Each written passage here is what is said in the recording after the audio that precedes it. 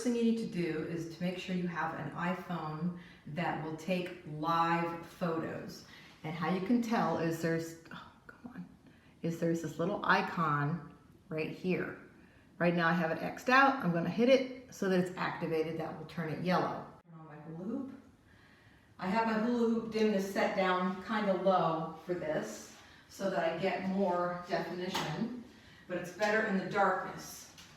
This next part is super important. You're going to walk up with your hula hoop to the camera. You're going to shine it on the screen. You're going to press, find the brightest spot you can on the screen and press so the autofocus lock focuses on a pinpoint of light of your hula hoop.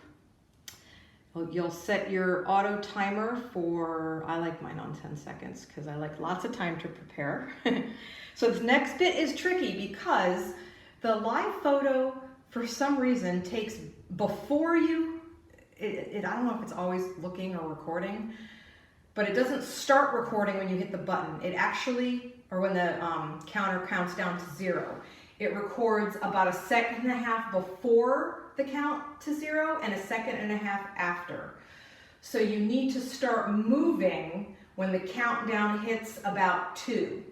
So it'll count down from 10. When it gets to 2 is when you need to start moving slowly so that you'll get the whole capture. If you wait until 0 to start moving, you're not going to get the full capture.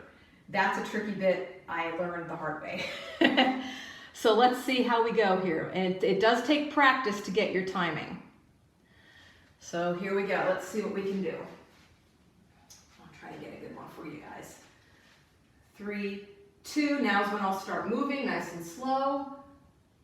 And I don't know why the flash went off. That's a bummer. Let's try that one again. We'll turn the flash off. I definitely don't need the flash. Off. Okay. We'll try that one more time.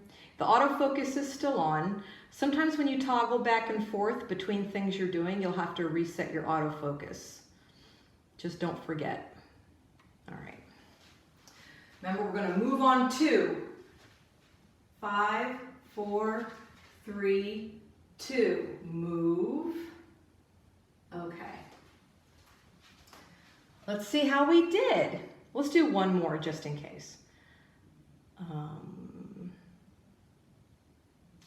Remember, we're going to move on 2, and I should probably keep moving after 2 as well. Okay. 3, 2, move. Okay. Now let's see how we did. So to check what happened here, and I'm going to actually see if I can screen record this.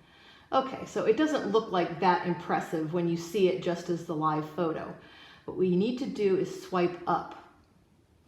And once you swipe up, you have effects. So you have live, loop, bounce, and long exposure. And of course, what we want to click on is long exposure and see how it came out. All right, so kind of came out. They're not going to look great when you first see them. So there's one. We'll leave that one on long exposure. Here's one of the other ones we took. Let me see if I can brighten this a little bit. You guys can see it better. Okay. So here's another one. So I left that on long exposure. So yeah, we got some good trails. It's okay if they're dim because we're going to fix this in the after process. This is the extra process I was talking about. So for long exposure, for this picture, we swipe up. Come on, swipe up. I have to make my other stuff go away so I can see it. All right, so you get live, you get loop, you get bounce, and you get long exposure. So we want long exposure. Ooh, that's a good one. It's pretty good. Go away. That's pretty good. Like I said, it's going to be dim because remember, we auto-focused where it was really dim. But in the edit is where we can make the magic. All right, so I guess we just did the 2, right? All right, so let's go to the first one, the first long exposure. It's fun when you scroll back and forth, you can actually see the movement. So now we're going to go in here to your just regular edit. And we're going to, what I like to do is go in here and turn the exposure up. Okay, you're going to turn it up a bit. You're going to, I'm trying to remember what I did before. I'm going to turn up the brightness all the way up. Contrast. And you can play with some of the settings. They're going to be different depending on your hoop. Oh, there we go. Shadows. Going to turn up those shadows. Look how great that looks. That one looks pretty great. And highlights. Just scroll back and forth. Oops, highlights. Brilliance. Definitely pump that brilliance up. Exposure. No. See, the more you play with these settings, the more magic you can make. You don't really need that.